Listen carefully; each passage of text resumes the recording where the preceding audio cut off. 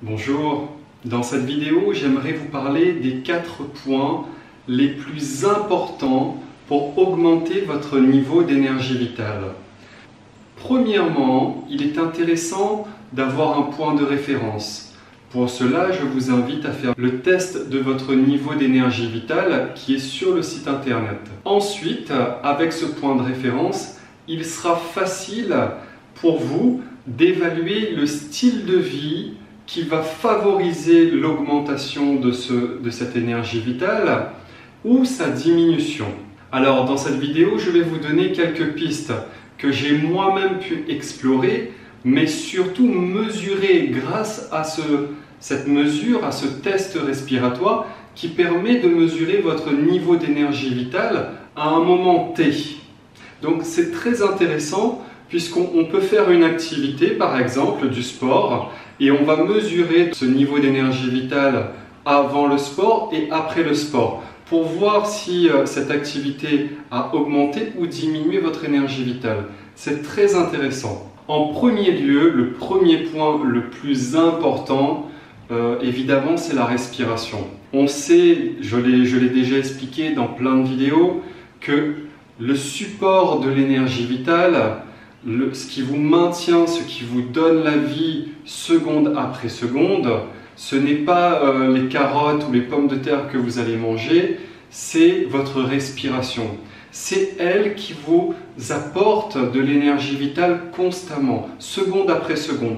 Vous pourriez arrêter de manger pendant un mois, vous continueriez à vivre tout en respirant tout simplement. Évidemment, la respiration, je vais le noter,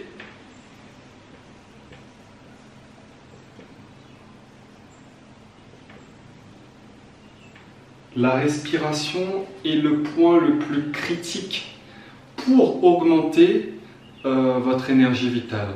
Alors évidemment, votre énergie vitale se maintient à un haut niveau. Vous pouvez l'augmenter si vous avez une bonne respiration. Si vous avez une respiration qui permet l'acquisition de ce prana, de ce chi, de cette énergie vitale. Par contre, si vous avez une mauvaise respiration, une respiration bloquée, une respiration chaotique, qui n'équilibre pas ce couple oxygène-CO2, forcément votre énergie vitale va en souffrir. On le voit très rapidement. On peut faire un exercice de respiration et doubler, voire tripler son niveau d'énergie vitale. Alors malheureusement, je ferai une vidéo sur ce thème. Les exercices de respiration, s'ils sont bien exécutés, augmentent fortement votre énergie vitale.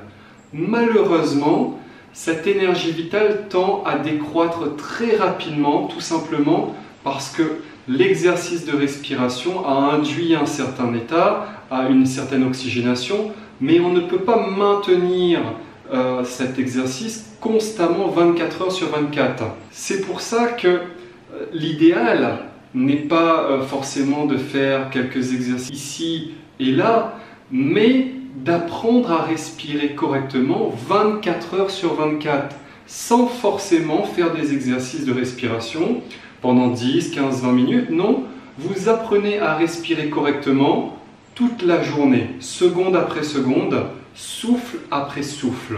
Comme ceci, vous allez pouvoir maintenir et augmenter progressivement, donc ce ne sera pas des augmentations extrêmes comme avec certains exercices de yoga par exemple, de pranayama, mais vous allez pouvoir maintenir petit à petit un haut niveau d'énergie vitale de manière naturelle, sans utiliser des exercices qui vont vous gonfler à bloc entre guillemets, mais où vous allez vous dégonfler tout aussi rapidement, tout simplement parce que vous reprenez le même rythme, le même mauvais rythme d'avant. Donc vous faites un petit peu des hauts et des bas, des montagnes russes là, au niveau de l'énergie vitale, et ce n'est pas forcément l'idéal. L'idéal, c'est de partir donc de son point de référence et de petit à petit d'augmenter progressivement son énergie vitale en le maintenant le plus haut possible. Et vous avez ce test respiratoire pour vérifier jour après jour votre progression. si elle est positive ou négative. Si elle est positive, vous pouvez continuer dans cette direction, mais si elle est négative, il faudra bien évidemment modifier votre style de vie, modifier vos activités, modifier votre manière de penser. On va passer au deuxième point. Donc je parlais de manière de penser. Effectivement, le deuxième point est sans doute aussi important que la respiration, c'est votre capacité à aimer. Alors je vais le noter. L'amour. L'amour, oui. Votre capacité à aimer. Quel est le sentiment qui permet donc une ouverture, un apaisement, une détente, un bonheur, une joie permanente? C'est ce sentiment d'amour. Alors tout le monde l'a déjà expérimenté, ce sentiment d'amour, que ça soit envers votre famille, envers votre conjoint, votre conjointe, envers un paysage de la nature, envers un bon repas. Vous avez tous expérimenté cette sensation de vous dire « j'aime ». J'adore, j'aime, j'ai ce sentiment d'amour pour cela. Alors il faut savoir que cette position de l'esprit, ce positionnement de l'esprit qui vous permet donc d'être ouvert, d'être l'amour pour ce qui est autour de vous, a des effets extrêmement puissants sur votre niveau d'énergie vitale. L'amour et la respiration, donc votre état d'esprit et votre respiration sont hautement corrélés. Donc, quand vous êtes dans ce sentiment amoureux, alors ce n'est pas forcément le sentiment amoureux qu'on ressent dans un couple, ça peut l'être, mais c'est ce sentiment amoureux plus globalement de l'instant présent, de ce qui vous entoure, que ce soit vos proches, que ce soit votre maison, la nature, qu'importe, c'est votre capacité à apprécier l'instant présent. Alors, il y a des gens qui, chanceux, entre guillemets, qui ont été conditionnés par des parents avertis à augmenter, donc à travailler cette capacité à apprécier l'instant, à apprécier les moments, à aimer. Ils ont été conditionnés et ils se sont par la suite conditionnés à apprendre à aimer. Votre capacité à aimer, c'est comme un muscle, ça se travaille constamment. Malheureusement, certaines personnes ont été conditionnées au sentiment opposé, j'ai envie de dire. Et ce sentiment opposé, ce n'est pas forcément la haine, mais ce serait plutôt la peur. La peur, elle a un effet dramatique sur votre niveau d'énergie vitale, tout simplement parce qu'elle va créer donc une contraction au niveau psychique qui va se répercuter immédiatement dans le corps et plus précisément au niveau de votre diaphragme. Je vous en ai déjà parlé dans une vidéo. Le diaphragme qui se situe au niveau de la région du cœur, il est extrêmement sensible à votre état d'esprit. Donc à la moindre peur, il se bloque, il se contracte. Donc et on se fige, une statue. Votre diaphragme qui gère votre respiration, donc votre souffle, il se fige, il se contracte. Répétez cette peur quotidiennement, semaine après semaine, mois après mois, année après année, et vous avez des individus qui sont congestionnés, qui sont figés, qui sont bloqués, qui sont complètement prisonniers. Alors prisonniers, ils ne sont pas forcément en prison physiquement, mais il y a une forteresse qui maintient ce diaphragme complètement bloqué, immobile. Cet état d'esprit, cette capacité à aimer, va contrecarrer cette capacité qui est un muscle aussi, hein, le muscle de la peur. Donc on s'entraîne à avoir peur. Et malheureusement, oui, voilà, ce sont deux muscles. Et à un moment, il faut choisir de muscler l'un et d'abandonner l'autre. C'est facile à dire, mais pas forcément évident à mettre en place dans sa vie de tous les jours. Mais la vie nous aide. Chaque moment de la vie, que ce soit le beau temps, moi j'habite à La Réunion, donc tous les jours c'est un bonheur de voir ce ciel bleu, de voir cette nature, de voir cet arbre, ces oiseaux chanter, de manger un bon plat, de voir des gens souriants, de voir sa famille, etc. Tous ces moments, on doit apprendre à les apprécier. Cette capacité à aimer va petit à petit avoir un impact sur votre diaphragme et sur votre respiration.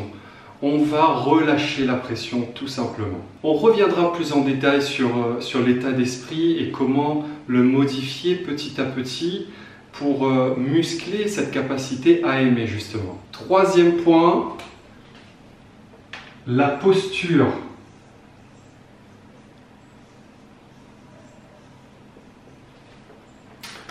Alors la posture, c'est un grand sujet. On reviendra sur ce sujet beaucoup plus longuement, mais pour vous en parler un minimum, la posture, physiquement, c'est déjà avoir une colonne vertébrale parfaitement verticale. Dans le yoga, dans tous les cours de yoga, on n'a de cesse de répéter à l'élève de maintenir une colonne vertébrale parfaitement verticalisée. Donc, on a l'ouverture de la poitrine, donc les épaules qui vont légèrement vers l'arrière. On a une ouverture donc de ce cœur pour justement permettre une parfaite oxygénation, pour permettre un parfait souffle, donc une libération du diaphragme, donc libération physique tout simplement, parce que si vous vous tassez comme ceci, le diaphragme a très peu de place pour bouger, pour se mouvoir. La première chose la plus importante, c'est de rétablir donc une posture verticale, une colonne vertébrale parfaitement alignée et tel un arbre. Vous savez, l'arbre, j'aime beaucoup cette comparaison, l'arbre il s'enracine à la perfection dans le sol, donc ça serait nos pieds qui sont bien ancrés au sol et vous avez donc les feuilles qui sont attirées vers la lumière, donc l'arbre qui se grandit petit à petit de plus en plus pour aller vers le soleil, vers la lumière. Et bien c'est pareil, nous on a cette nuque, cette tête qui va constamment tirer vers le haut pour verticaliser l'individu. Donc la posture physique, elle est extrêmement importante. On peut le vérifier extrêmement facilement. Vous faites la mesure de votre niveau d'énergie vitale avec le test sur le site internet. Vous vous allongez dans un sofa, là, dans un canapé, et vous vous mettez dans une position un petit peu comprimée avec le diaphragme qui a très peu de mouvement. Et vous refaites le test 15-20 minutes après. Vous allez voir, il y a un impact incroyable sur votre niveau d'énergie vitale. Alors la posture, ce n'est pas que la posture physique, mais c'est aussi une posture que vous avez dans la vie de tous les jours. Est-ce que je suis une personne droite? Est-ce que je suis une personne honnête, transparente? Ou est-ce que je me cache derrière un masque? Est-ce que je me cache derrière des mensonges? C'est toute une vie psychique, une attitude, un comportement qui est lié énormément à votre posture. La posture, qu'elle soit physique ou psychique, elle est d'une extrême importance pour développer votre énergie vitale. Et enfin, pour terminer, un sujet qui n'a pas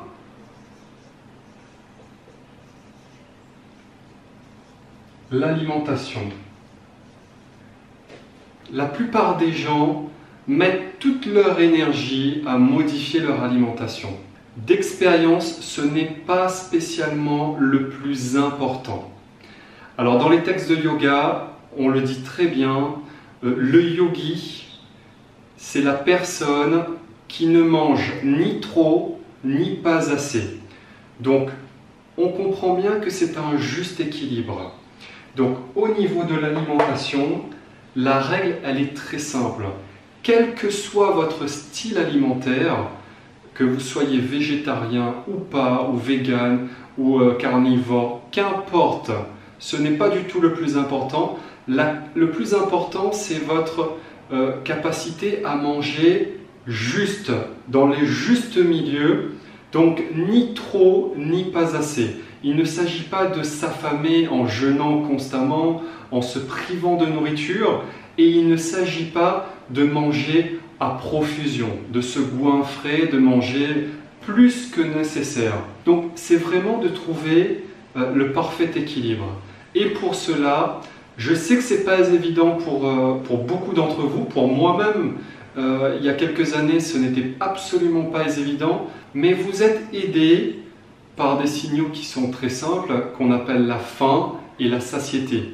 Donc ces signaux-là du corps, ils peuvent être déréglés, donc parfois il ne faut pas forcément les suivre, parce que si on a une alimentation de type industriel, cette sensation de satiété et de faim peuvent être un petit peu biaisées. Donc il faudra réapprendre à écouter son corps, à écouter ses envies et à se tourner petit à petit vers une alimentation dite naturelle. Mais encore une fois, ce n'est pas le plus important. Même si vous faites des écarts quotidiennement avec des petits plaisirs ici et là, ce n'est pas ce qui va dramatiquement abaisser votre niveau d'énergie. Par contre, si vous faites un énorme repas, donc qui vous remplit jusqu'à la gorge, vous n'avez qu'à faire le test sur le site internet et vous allez voir la différence entre vos niveaux d'énergie vitaux avant et après. Donc l'idéal pour moi, après plusieurs années de tests, c'est vraiment de faire des petits repas tout au long de la journée. Donc forcément, des personnes actives vont manger un peu plus souvent que celles qui sont sédentaires par exemple. Voilà pour cette vidéo. On a vu pour moi les 4 facteurs les plus importants pour votre niveau d'énergie vitale. Il y en a bien entendu bien d'autres, mais si on devait se focaliser sur l'essentiel, voilà l'essentiel, la respiration. Donc une bonne respiration, développer sa capacité à aimer, son muscle de l'amour, développer une bonne posture, qu'elle soit physique avec une colonne vertébrale parfaitement verticalisée ou qu'elle soit psychique avec un comportement droit, de droiture.